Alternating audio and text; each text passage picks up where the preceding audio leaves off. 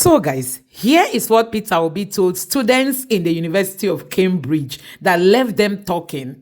Honestly, Peter Obi don't scatter everywhere with first-class information on leadership. You need to listen to this man. Just grab a cup of coffee, draw closer, and take your time. Listen to this video to the end to get to know what Peter Obi told these students that left them talking. Take a look at this. Because the education, are we improving in education? Are we improving towards per capita? Are we pulling people out of poverty? If you're not doing that, you're not doing anything. And that you can see easily in Africa. It's simple. And when you do it and say, people say, oh, he's always talking about China. He's always talking about India. He's always talking about Bangladesh. And I said to people, I would compare, you will not see Peter Obi talking and comparing Nigeria and UK. He's in comparing.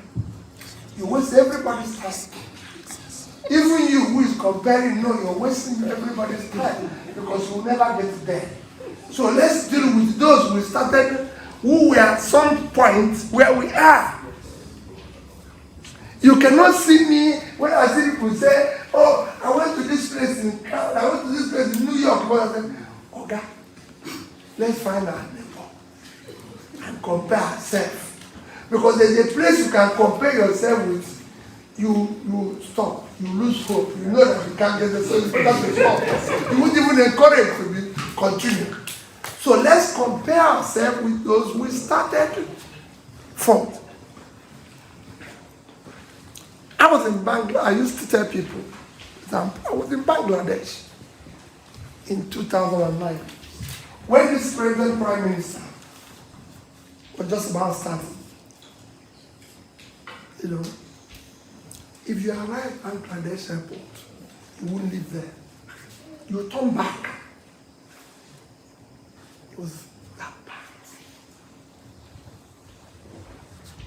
It was very, 2009, 2010.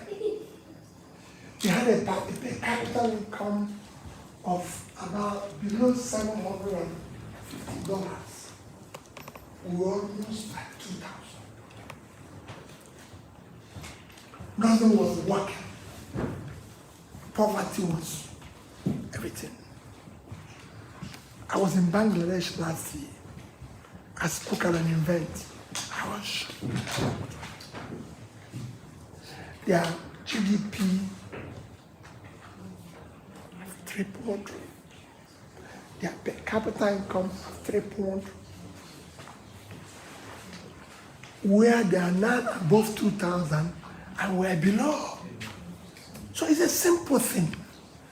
They've now moved from low category of HDI to medium.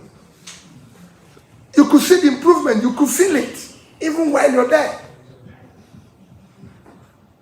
You could do the same thing with India. I was there.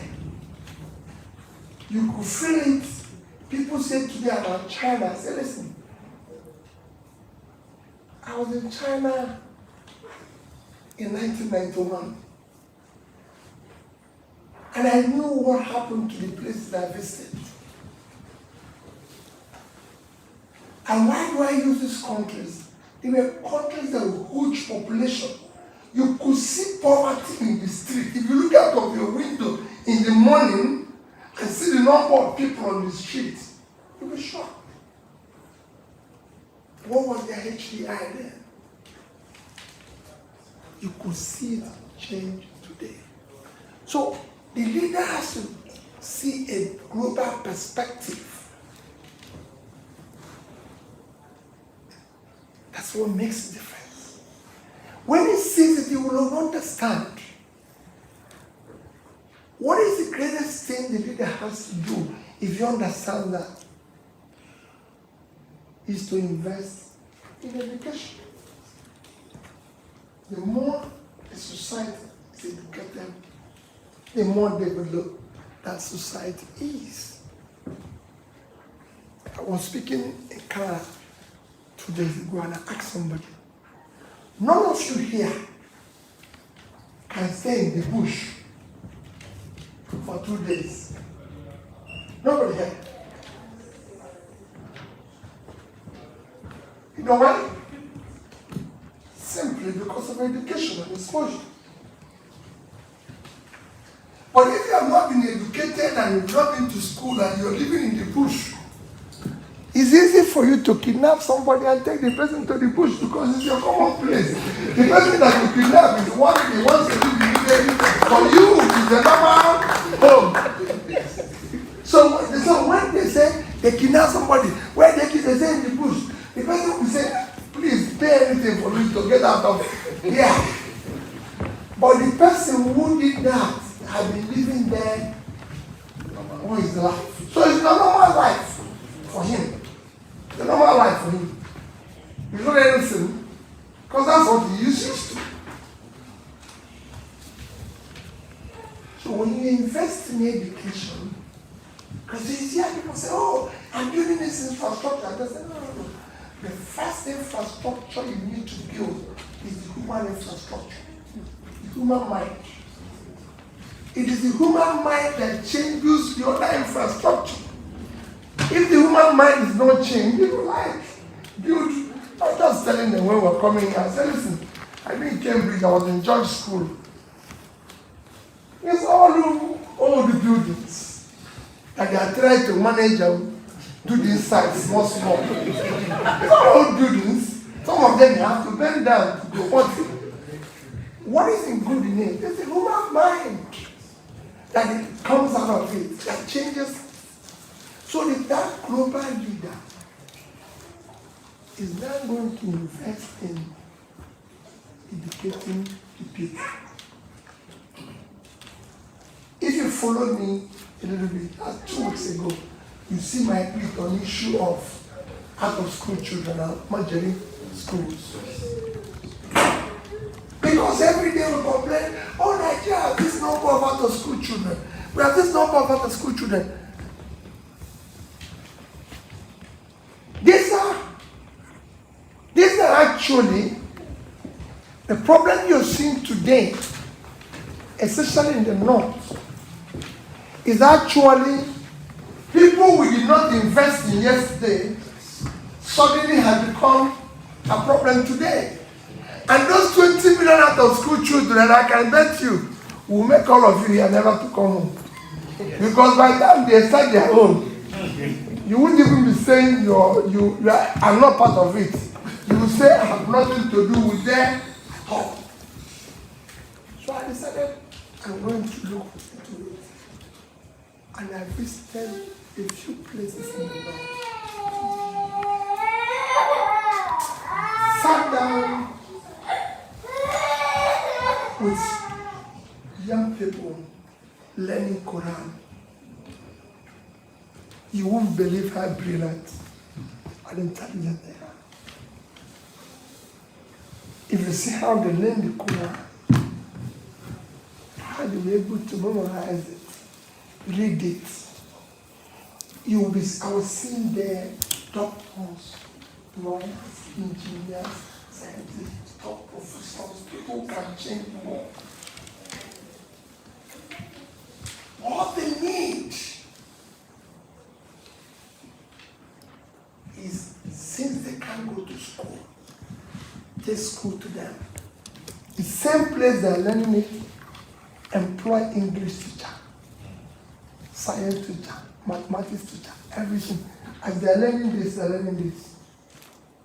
We're not the greatest Muslim country in the world. It's Indonesia. And I said it there. The reason why Indonesia is better than we are is that their secondary school intake is 90%. We are 28%. So the leader must have a global person, a global perspective to be able to impact this. The reason why you're not getting it is that today you have leaders, all of us were incompetent, because they have the capacity, because they have the character and compassion to deal with the issue. So it's a waste of everybody's time. all the next impact in Nigeria is the amount of money you are able to steal. Because a measure of power and success in Africa is the wrong things. So, if I come here with 10 police, that means I'm powerful. Whenever I tell you about that, I went to Cambridge. There isn't you move around. You have security. If students in Cambridge kidnap you, sure, we'll be okay. At least there's no bush here. Give me somewhere where some people can call phone.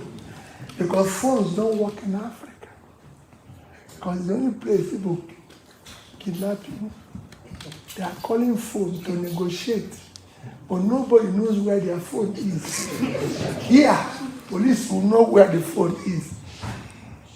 Because it's something that everybody knows where the caller is. Except that they don't even know who everybody is involved. That's why nobody knows where the caller is until you pay. So it is. So when people say, I say, no, whatever, I'm still taking. So is that called a measure of success for me to come in here with people, possibly when I was governor, and say, Peter, all the things you do, you're not respecting the office of governor because they don't push people as you pass. I measure that because by building big house. So we're here now. Peter is campaigning to people and spend our time to make it happen. And when he wins, he doesn't take anybody's call. Then he comes to London, buys one big house, call everybody and says, doing housewarming. People are including Bishop praying for him. Hey, when they meet, when they should have called police, because they know where they want. But everybody's celebrating it and saying where the money came from. God should double it. How can the man has just stolen your money? Because he didn't have it when he was campaigning. And he hasn't fixed what he said he would do. But everybody's celebrating it. My dear people, it is the leader having global perspectives that will make it change. And that's how social responsibility is all about. Listen, I'm saying, and I'm doing it. Is it right? Like I said, I've been governor. So people say, Peter, what do you think you're doing? I said, listen, those people elected me. I went around saying I'm going to change the school system. I went around and saying, you saw me, I just said it in Canada. It's not over the news. Where I go and I said, Peter, nobody is happy with you. And then I said, I never promised anybody happiness. People are not looking at what I say. I said I feel school. I didn't talk about happiness. It wasn't part of my manifesto. Here, people do what they promise. A prime minister has to resign here for just doing party, which hypothesis means don't drink. I can tell you. In Africa, you would have used their money to buy the champagne and they would drink, and some would say, the next five people will say they were not invited, let them invite them next time. And people will say, it's not that.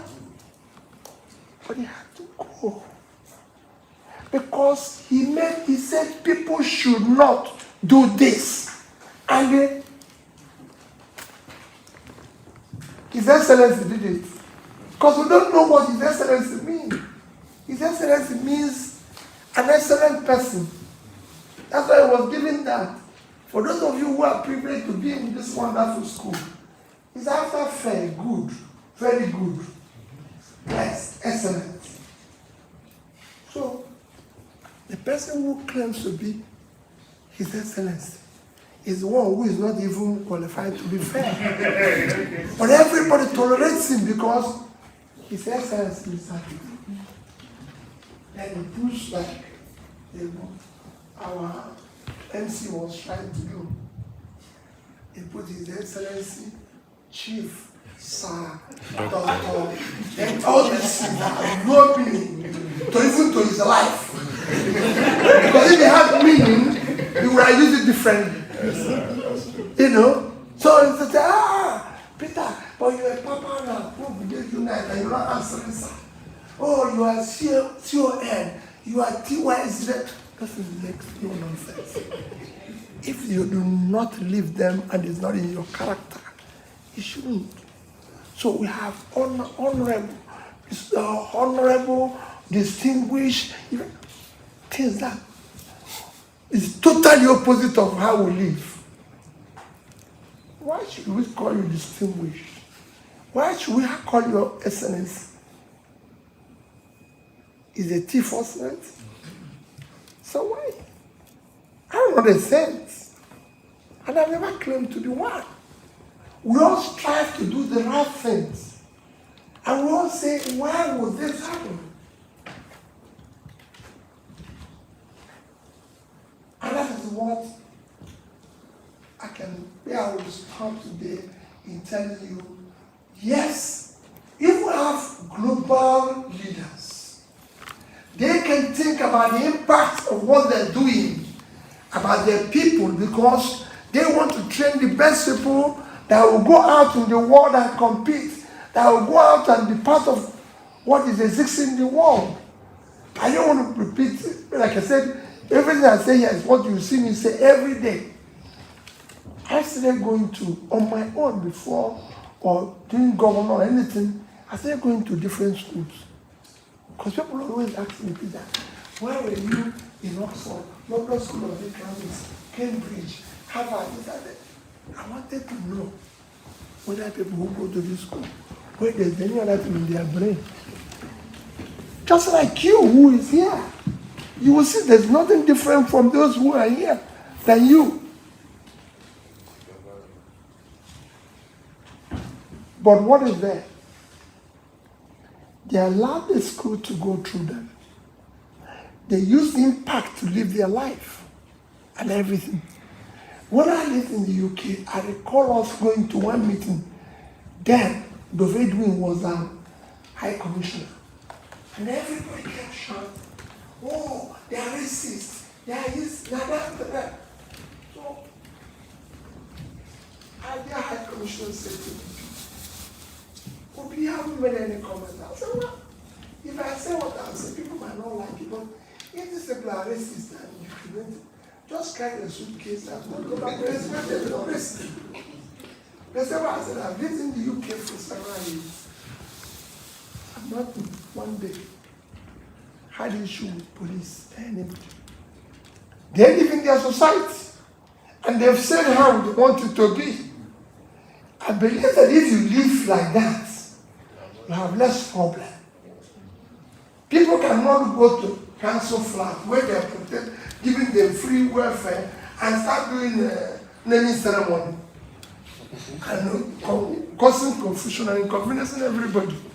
No, I disagree with it. I'm not saying it's bad though. People can live their life the way they want.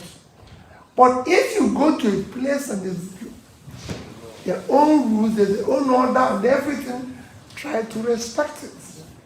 Nobody is going to harass you for doing the right thing. Don't bring your own system and you want to impose it in another society where they said this is the way we want to do things. I call traveling with a Nigerian to Geneva. In those days, if you go to Geneva, the trains, the buses, the trains, there's no conductor, nobody collects money in Geneva. People come to enter the bus, they pay, they enter the bus. They do this. Of course, you see it here. Somebody who is selling paper keeps his paper. People come and put their money and collect paper. The person that traveled, actually my partner, who is the medical doctor, said these people are not serious. How can they be doing this thing? Do you know somebody can do this now without paying? I said, they didn't make it for people who think like that. They made it for people who think differently. I said, can you see this newspaper? Can you see all the money here? People collect paper, they put their money. In your place, they would have collected the paper. Yes, they collect everything. So this is what a responsible citizen is all about. They have built that culture for people to behave like human beings, for people to know, and they need that. Who is going to impact that on other people will have to know that that is the way to live. That I have to manage people's public money. I have to be judicious about it, have to deal with it, and then you can impact on other people. And that's what you people, I would like you to say, are there as people in diaspora. Whenever people say, oh, we are losing a lot, what they call it again? Brain drain. I said, no, it's brain gain. You're going to change that. If you don't, you've achieved nothing. China was saved by Chinese people who came from abroad. I was in school with them. India was changed by the same thing. It is Indians. In fact, my neighbor here was an Indian doctor. They used to go to India to do this. All of a sudden, he said, they're going to build a hospital in India. That's your job, because the people who are there are already trapped in the system. They made up their mind. Nothing will change. It is you now that will say, okay, you are the ones now who are going to, when you talk about global citizens have no tribe. You are the one who is going to abolish the tribe. Today in Nigeria, the elites, part of the elite tools for conspiracy, for state capture is to bring in tribe. And I always ask them, show me the tribe that buys bread cheaper. So we can go to that place and buy. Show me the tribe that have 24-hour electricity. So we can go there and live. Show me the tribe that have roads that are tarred. So we can drive there. Show me the tribe where that is secured. So we can go there and live. But whenever there's election, they bring it in. After election, every tribe is insecure. Every tribe is suffering. Every tribe. But show me religion that buys bread cheaper in Nigeria. So I can go there and buy bread. I told them, if Muslims start today that they sell bread cheaper in the mosque, Christians will go there and buy the bread. Convert. They will buy it after they finish the prayer. They go to their church. But it's not so. In this country, the central mosque in London, the land was given by the Queen, who is not a Muslim. In Dubai, the Catholic Church in Dubai, the Emir of Dubai gave the land free and build the church. It's a Muslim. So why is our own different? Because it's an instrument of state capture. And once you capture it, everything becomes your own. Those who were singing with you about religion and tribe disappears until when you finish. So the leader has to be a global person, a global citizen himself, who sees the perspective. When talk about global citizen, is a perspective to see things that what you do, how you lead, how you serve, affects other systems.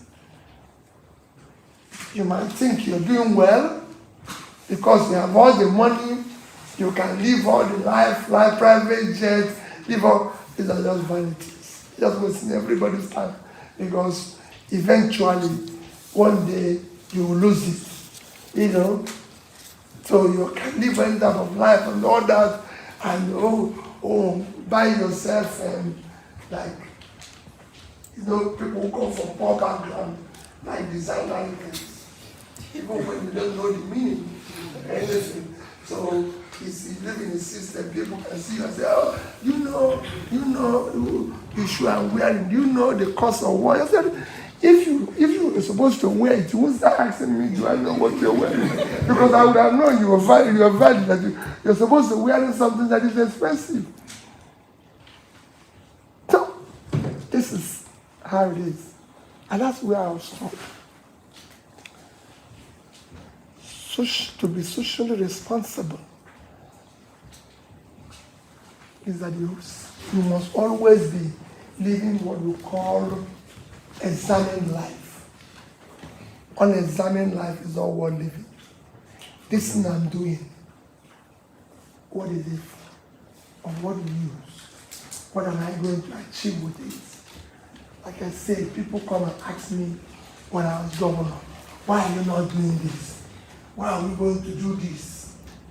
And I would say, oh, since people are not happy, since it's Christmas, since it's Easter, why don't you do party, organize, bring them together and everything? I said, well, people can do it. Fortunately, the money I need to do it is what I need to fill school. I'm not running a bar, I'm not running a distance. People want to do it, can do it. Oh, why are you not doing this? I shut down we used to have Governor's Lodge in Abuja. I shut it down. They say, oh, you need it. Governor of Anambra doesn't live in Abuja. So why is he going to have a house in Abuja? What for? Oh, no. What is even worse? Whenever I go to Abuja, they give me allowance that I'm supposed to be used to stay in hotel, give me allowance to eat and other things, and then they give the cook, the man in Abuja, about 150 to 100,000 naira to feed me. And I'll call the man who cook all sorts of food. And I say, why are you cooking? He says, hey, in case you are called with somebody, or he wants to keep it in case. I say, no. Only restaurants. Kids food in case somebody comes. But they're selling food. I'm not going to come. If I'm going to come with people, I'll let you know. And besides, why are we going to give you 50,000 naira? When I was in government, the buffet in Hilton is 5,000. So we are giving this man 100,000. And each time I go there to eat, somebody will pay for me. So why are we giving this man money? We don't need it. We have guest houses. When I started about 12 guest houses, and I said to them, hey, what did our brother say you with guest houses? Oh, in case government have a visitor. How? I've asked that question everywhere I go. I was in Canada, I asked leaders of the province, you people have guest house in the capital. They don't have. In America, no American state have guest house in Washington. In America, the American states, there's nothing called first lady of the state. Where did we learn this from? So all we learn is bad thing, create additional confusion that wastes everybody's time and money. You know? So you do it, and then they now have office. I always emphasize on issue of first lady. And people say, why? I say, no. The reason is that the office had more money than some of our ministries for education. I asked them, why is this? They say, they even have advisors to advise somebody who was not elected, who has nothing to do apart from creating additional confusion in a system that is already confused. So my dear people, these are things that if the leader is the right person and understands it, then it can impact. You might think, oh, this is done.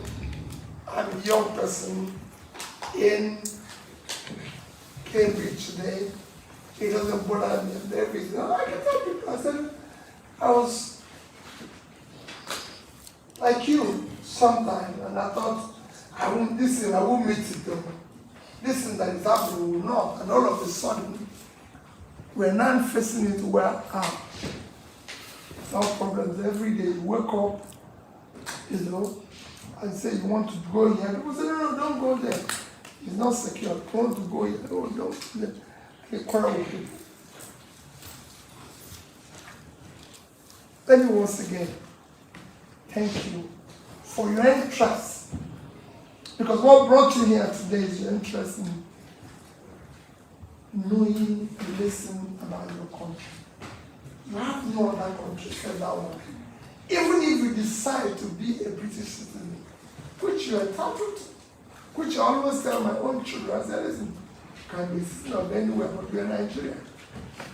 They will remind you can be a Nigerian, American, Nigerian, British.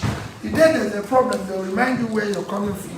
Yeah. So it's important that that place works, and you make it work, and you can make it work.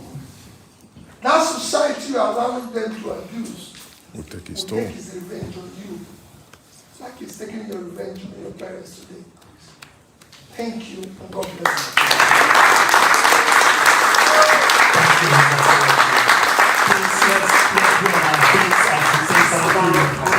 In the spirit of leadership with a global perspective, the West today is facing issues of unsustainable economies that have pushed the planet and its physical systems to the brink of collapse and created a world of gross social and economic imbalance. Now, as a country, Nigeria and continent Africa still in the journey of our development, what are your thoughts on the paradigm of development that should guide us as we go? Do we go the way that the West has gone to replicate their kind of system, or do you see a unique opportunity here for us to develop in a way that puts sustainability at the fore and ensures that wealth is distributed more fairly and equally, and in the same way secures the future of Africa? I ask this because we study these principles in school. I'm a second-year PhD student in material science at the University of Cambridge. I said I shouldn't write it. It's also good if you're going to ask questions, try to view context. This is Cambridge, where we can challenge existing ideas. Last year I was at the World Bank, and I was having a conversation with Indamit, who was the World Bank Vice President, and the whole presentation from Harvard Business School. My name is Chika Izuku. I just finished my PhD last week. And all the whole models we were running was tilting towards remove subsidy, which we also mentioned basically in your campaign on why Nigeria should remove subsidy. And now President Bola Tinubu came in and removed subsidy without countermeasures, and we saw the effect in the foreign exchange and every other thing. And the question is, so far that I know in the literature, in community measure literatures and economic literature, none of the measures from the West has ever worked for Nigeria. Thank you. And then, if none of the measures have worked, do you think we shall align closely to the East? Because you mentioned China. And even though we don't follow the paradigm of their development, like Patience is mentioned, what is the measure that we are going to adopt? That's, in terms of looking at it from the perspective of developing local measures for our local problems. Up till today, we are still waiting for Oxford to release malaria vaccine that they've developed, which they've not globalized. Now, if you become president, how would you handle some of these contextual problems with contextual solutions? Thank you. Being fully aware that there are structures in place. Okay, you're answering that. No, because you are also aware of the structures that stopped, good leaders from emerging as president or governors. And they are still existing. Education. There are universal basic education at the center, which is Abuja. We have universal basic education in the states. And we have universal basic education in local governments before the money gets to the school. So when they give us money in Abuja, it comes to our system in the state, goes to the system in local government before it goes to school. And I said, no. Why can't the money move from Abuja to school? These two toll gates are not necessary. They just reduce the quantum of the money that is applicable in school.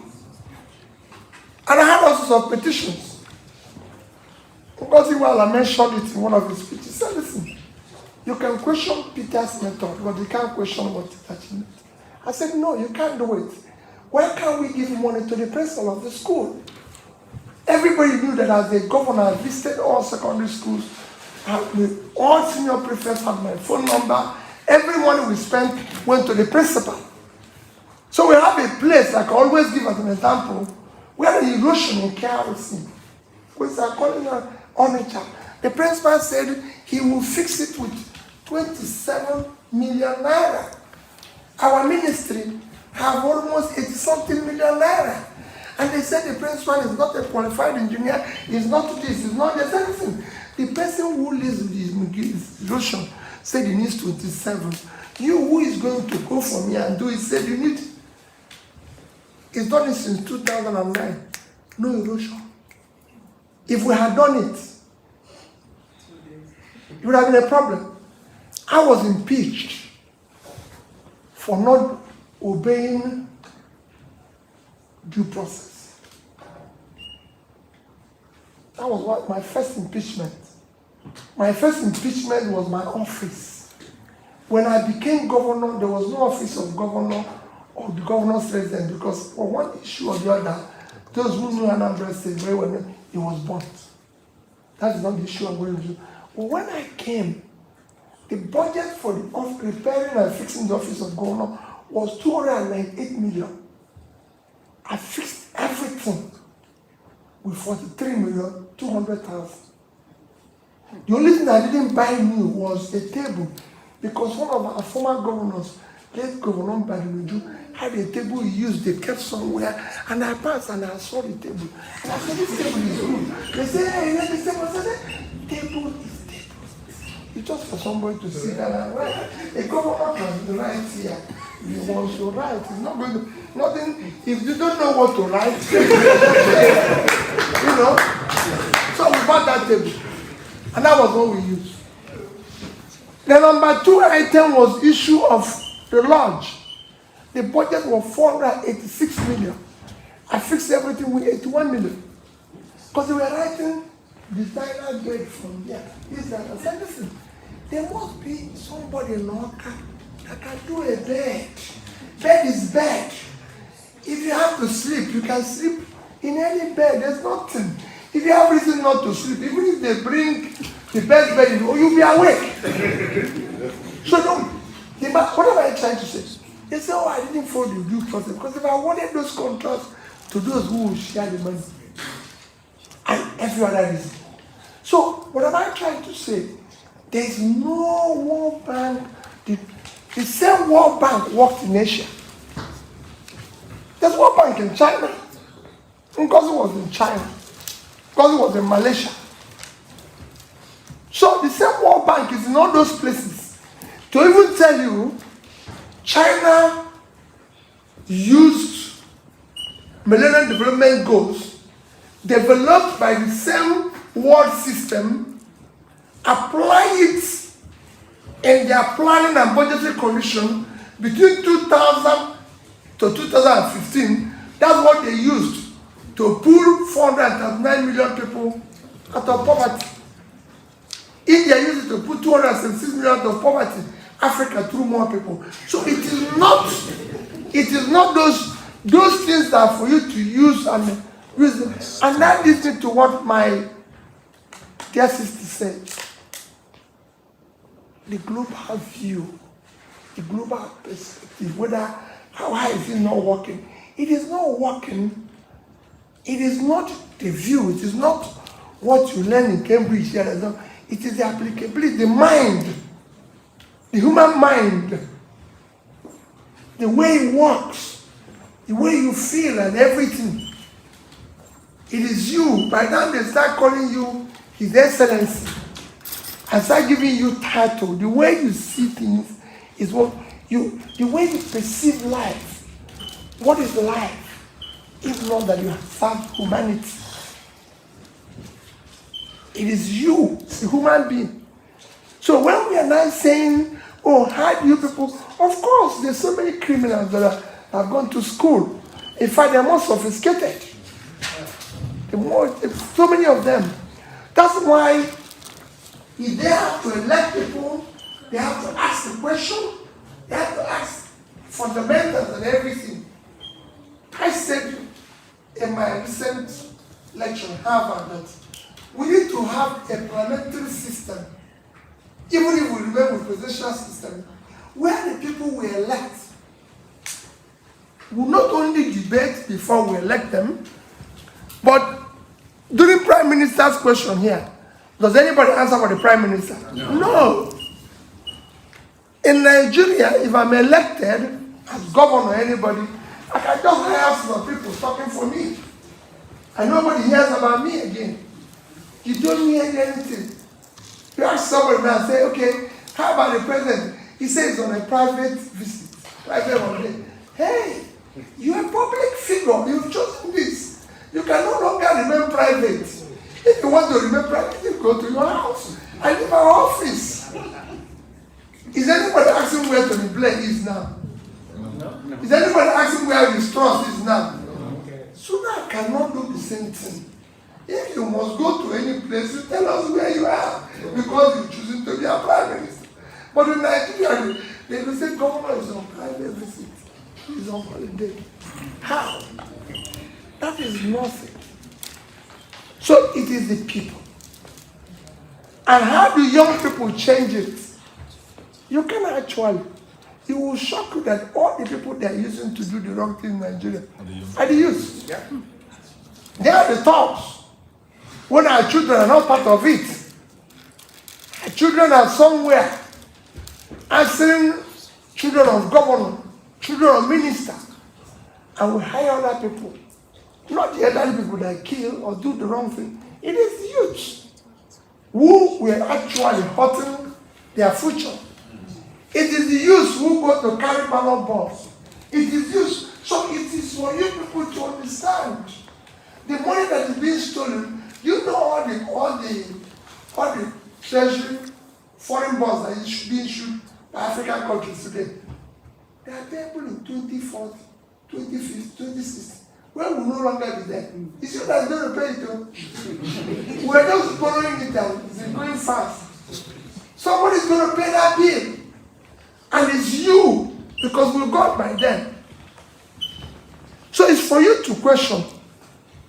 Like your colleagues in the Western world. And he asked that difficult question that I said you should write. What I said it, your own question, I said it, the difficult question I said it. At the end of the day, it is this people. It's for you. Can you just summarize that your question again? What?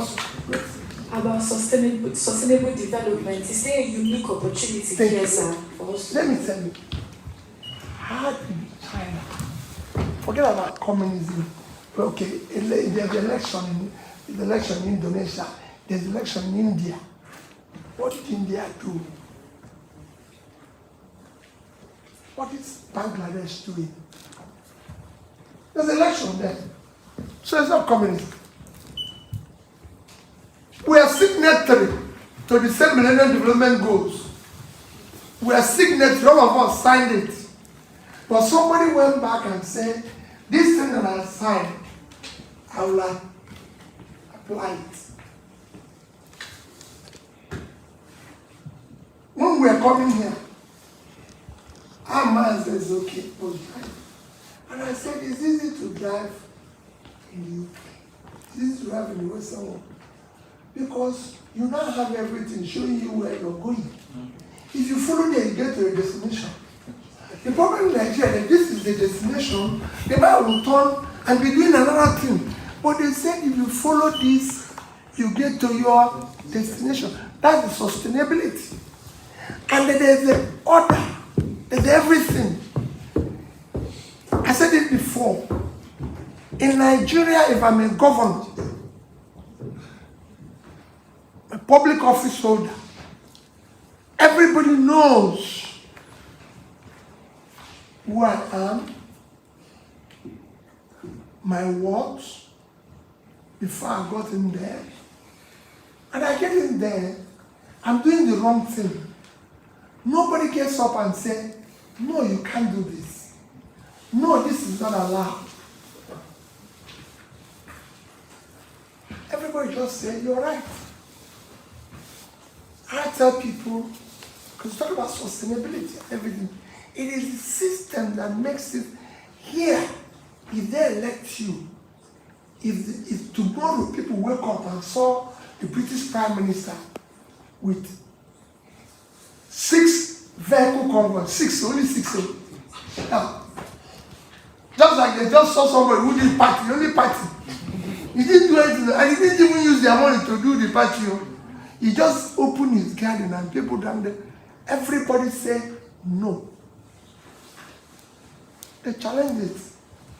In this university, same thing. So sustainability, the first rule is that people are ready to question rascality and things that are not accepted. I was in America and I asked them, the biggest state in America is California. It's a 4 trillion state, 10 times Nigerian GDP.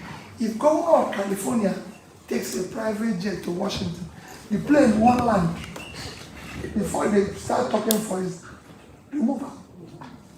The people. I paid pension. I always use as an example. I paid pension and gratuity that are being owned by an old woman called Mrs. Ndibe. I go to church every morning. People have seen the bishop. My priest now used to come and do my morning mass. He's not a bishop. They saw him say that this man comes to mass every day while he was coming. I was in the church. 80-year-old woman came. Because I don't go into the church with anybody, security. Because if I cannot be secured in the church, like I don't believe in God, then I'm finished. Because if people have to carry God and enter the church with me. The woman came and took everything, my Bible, everything, and told me to leave the church. 80 years old, Mrs. Ndibe. Okay, Ndibe's mother. It's that I know. Said I should leave the church. Everyone said, "Man, you cannot do that." He said I should leave the church. I said, God will not hear my prayers. That she's being old pension and gratuity, and she's resigned since over 10 years ago. If I want God to listen to my prayer, I should go and pray. And I said, "Ma, can I come to your house in the evening?" He said, "I should not come to the house. He doesn't want to see me. What he wants me to do is to pay." In the evening, I went to look for Miss Ndibe. When I finished visiting Miss Ndibe, I decided I must pay this money. After I paid that something billion naira to those who were being paid. I said it in several forums because people know about it. I said about how a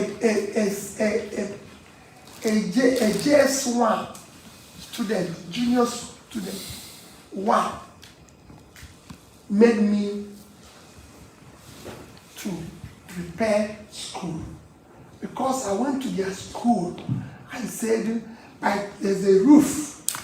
And I said, by the time you will come back in the next semester, this will be fixed. It wasn't done. I went to that locality. And when it was question time, a young girl raised her hand to ask questions. And because she was tiny, I said, let's start from you. She said, he got up and said, "Governor, innocently, why do you make promise you don't keep?" Your hall was quiet.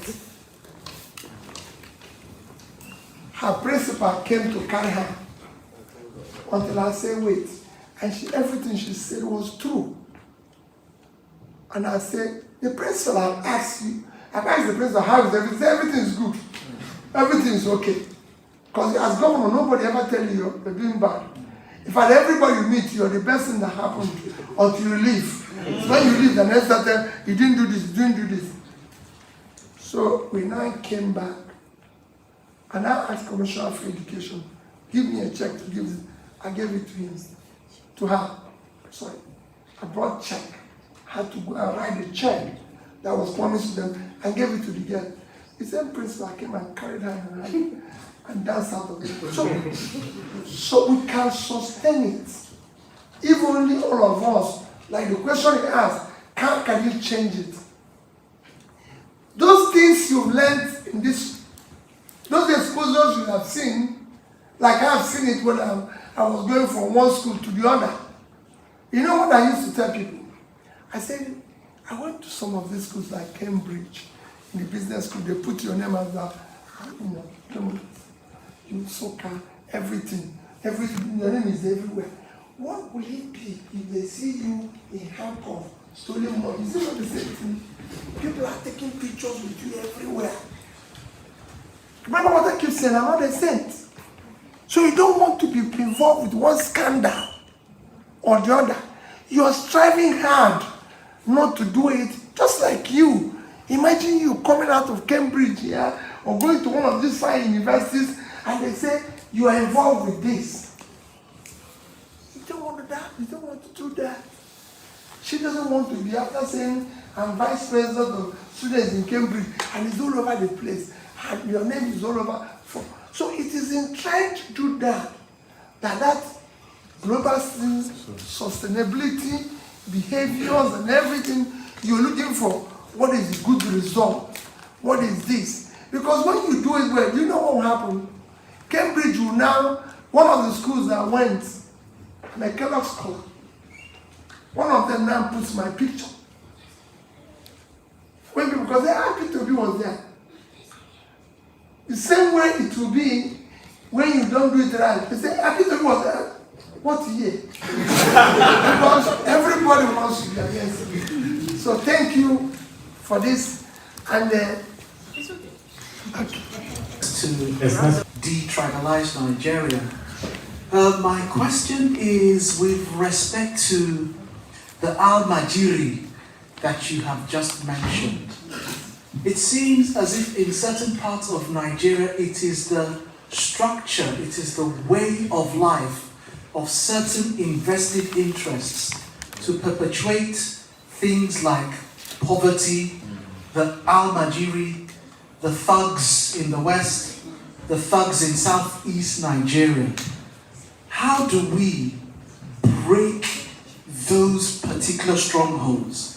You have it in the socio-cultural fabric in the country. So how do we break down those barriers in the north that encourages that, in the east that encourages things like IPOB, in the west that we have people seceding, and so on and so forth. There's these very strong things which, even though people have traveled abroad, when they get back to Nigeria, they become parochial, encouraging things like Al-Majiri.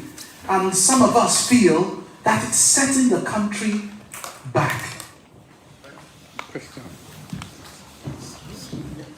Well, simply, I just deal with that simply because people, they don't know, again, when you don't know the value, it's like somebody who have, put it this way, it's like having a private business and having a business where a quoted business. You think that your private business is doing well. So people, because the measure of success is different. So if I go to my village and everybody's in my gate begging, that shows I'm a rich man. When the effect is a risk to me. Because if everybody is doing well, it is better for everybody. But if everybody is begging, there's something one day, one must kidnap my children for money. So those people, the society can only develop by those people being good people, doctors, everything. It becomes more competitive, it becomes more developed. So it is the idea, that's what they can get from what the person that asked about sustainability. It is to have those who know, understand that this is the only way to go. These are the measurable ways of developing and sustain it. Because when people say that we are doing well, I'm saying, how come in 20 years we've not generated more electricity? What is difficult in it? In Egypt, between 2015 and 2022, doubled their output. Egypt now exports power to Europe. And of course, Tanzania, you saw what happened in Tanzania. They just shut down some of their systems because they have more than they need. So what is wrong in our own? It's it that they cannot, it's just human. And people don't even know that the first loan we ever borrowed under Tefabawa in 1990 was for electricity to build Kaiji Dam. And it was held by a World Bank. So it's not World Bank. They held it and said, this is a futuristic investment. And that Kaiji Dam is still there. So how many other Kaiji Dam were? And we borrowed more money than that. And we used it to do what? Nothing. We stole it. So it was not World Bank. They lent us money. They didn't steal it. Because I've seen people say, our problem is from the West. How? They pay school fees. Even to me, I've just stolen your money. You said it's the West. It's to be from Britain. Let's deal with the man who took our money. So that is the man of Nigeria. It is now, okay, it has become a problem. The North is insecure. Because we didn't invest in those people. I can tell that if those people were engineers, doctors, and everything, that won't happen. But the northern elite wants it. No. We're dealing with yesterday. All of us here wants to deal with tomorrow. Let us not be trapped in the process of yesterday. Those who think about yesterday and today will miss tomorrow. Let's talk about tomorrow. I'm not worried about what happened in my state yesterday. When I came, people said, I said, listen, yesterday is gone. We can't reverse it. What do we do tomorrow? If we go to yesterday, and that's why I said that people come to government and start reminding us of the past. We didn't hire you to tell us about this. We saw that things were bad. We're looking for a new CEO, so we hired you. What we want to hear is how to solve the problem. Don't tell us, don't remind us about where we're coming from, because where we're coming from was bad. If it was good, we wouldn't have hired you. So for me, it is not how bad things are. No. How do we solve it? Solutions, slippers. What I'm doing now is part of it for me. Going around and preaching to people like you and saying, don't lose hope. Whatever is, if it's for Nigeria, it's about the election. I finished the election, I should go home now. What is all these things that are going around? I was in Canada yesterday saying this thing. Today I'm saying it, and I can assure you, within the next 4 months, you see me in this month. I've ordered 5 places to go and say, what is this man doing? And the same system is questioning. Why are you still running around? Election is over. What are you doing? Did I ask people to vote for me now here? No. I'm saying we can change this. But because they are used to, they've captured it, so this man should go and sit down or come for his own share. He refused and just be going around talking rubbish. What is he talking? Some say he's even a bitter man. You don't look at somebody who is bitter. I'm not a bitter man. I'm as happy as I should be. Because I know the strong things are happening. Thank you. So, I'm going to ask you a question, probably put you on the spot, but my question is, which way would you go? Would you go the way of El Salvador, where they've adopted the Bitcoin? Or would you go the way of Joe Biden, who is banning cryptocurrencies? In fact, Bitcoin in particular. Thank you. The value of dollar, people are running away from it. We're not running away from it. We're not part of those. We're still looking for it. So we're not part of those who are running away from it. You know, but there are almost 300 banks on the verge of closure right now. 300 what? 300 banks on the verge of closure. because of dollar. Because of their debt. Yes. Debt is different from dollar. Yeah, that is because of their debt. Quite frankly, we are not running away from dollar, and We want it. for us, it's still a store of value because it's still the only currency we use to trade internationally. The only problem is that we're not getting it. It's affecting even our rates and even our local purchasing power, because for us to be able to increase our reserve, we need to be productive. We're not a productive country. We need to do more. And to be productive is to export. Even the only thing we're exporting, which is oil, we're not even meeting our quota. Somebody who needs help, we're not meeting our quota, which shouldn't be. So we still want to. So I won't say I'm going to go into other currency when we haven't finished with one. We have already, However, the world is dynamic. You keep studying it, keep looking at what to do and everything. It's like I didn't mention when you asked about issue of removal of subsidy. Let me be honest with you. There was enough criminality in the subsidy issue that you needed to remove First. before dealing with the issue of actual removal. What it is that he went and said, no, there's criminality in it. Things are not done properly. It's just like saying we do not have enough money for development. I agree with that. We need to have more money, but again, we have not utilized the one we have efficiently. Like I always ask people, this country, they have a national library? Yes. Huh? Yes. The British Library. In America, they have a national library? Yes. Nigeria does not have a national library. That library was awarded by a bachelor. It's not working. The budget for that library this year is about 980 or 982 million naira. But our National Assembly budgeted 15 billion to build National Assembly library. We don't have money. So you see what it is. So you have that situation. When the British Prime Minister had COVID, where did they take it? No. Guy hospital. Guy. Guys. Can you go to that one?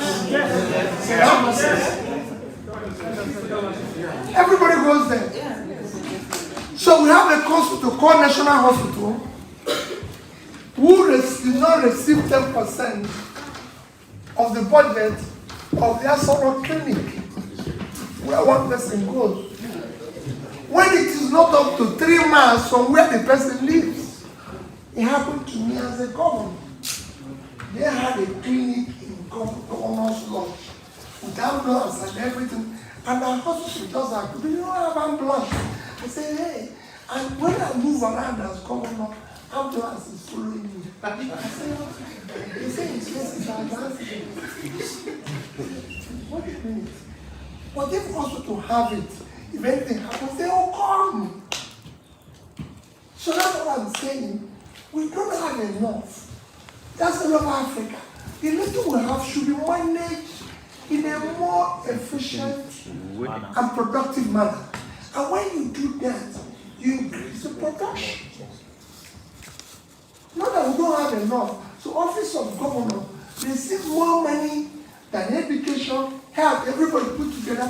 And what is the governor using to do? Because if he has to travel with 20 people who have no reason to travel with him, except to create public nuisance and confusion at expense of the state. When we reduce all this, and that's what I was talking about, let us do things in a more efficient manner. And then we can now be able to deal with the future.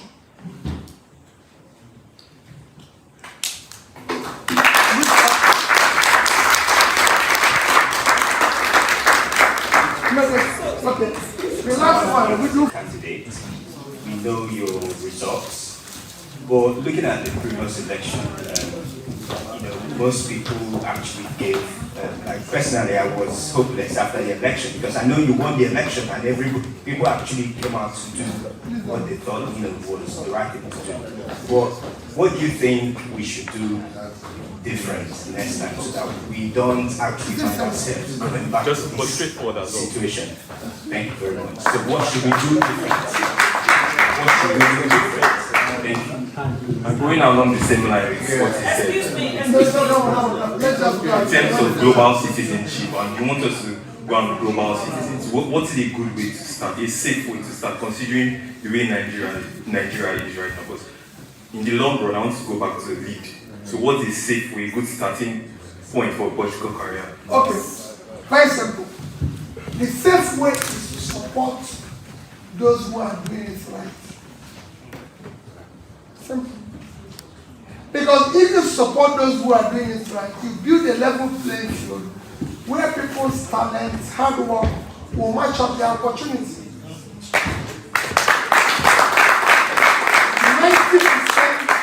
call it 75% of my commissioners are people I've never met before.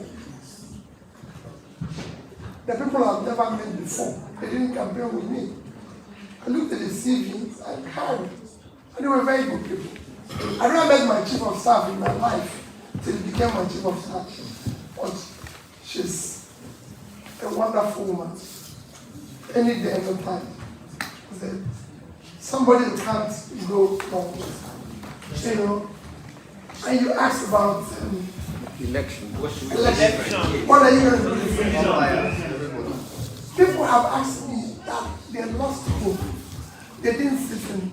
What we did last year, my dear brother, changing the system that is decadent, a system of state capture, is not a sprint race. It's a long distance. When you want to bring a change, you have for enemy all those who belong to the old order as enemies, and those who are already willing to change. Go and take change all over the world. It's never happened overnight. Because they're not going to walk away. They have the system. So what we need to do is to continue what we're doing. If we continue, they'll change it. That's why maybe after election, they bring all sorts of things. Oh, he's religious, he's anarchist, he's tribal, he's not this. But I keep asking them, okay, show me where the northerners were buying bread before cheap. No, they're exactly. So all those things will always come in. Because the measure is that. So we continue. We didn't do anything wrong. No bias is part of the system. People say, how are you going to change the judiciary? They're part of the system. Once the system starts changing, you'll be shocked. I always say to people that it was the same teacher that were teaching when we were number 20 something in secondary school that were teaching when we became number 1. We didn't change them. What changed? Supervision. Mindset. So we come to school. They don't know whether the governor is going to come, and the governor walks in and said, what are we doing here? The children, because I empowered them, say, our English teacher is not teaching well. And that was what changed. And I can assure you it will change. Did you see the JAMB result this year? Huh? Why you JAMB said they won't release it? No. They won't release it. They talk to No, forget about the region. No, don't go there. 1.4 million. We have 1.4 million. Out of 1.8. I know No, nobody is even talking about it. That shows you The future.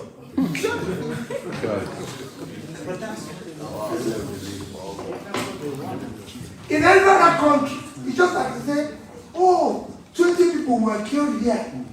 Nobody visits there. Nobody cares. Here you say, oh, one person. Not even one. You hear that 200 children have been kidnapped. My brother, they carry bus, carry them.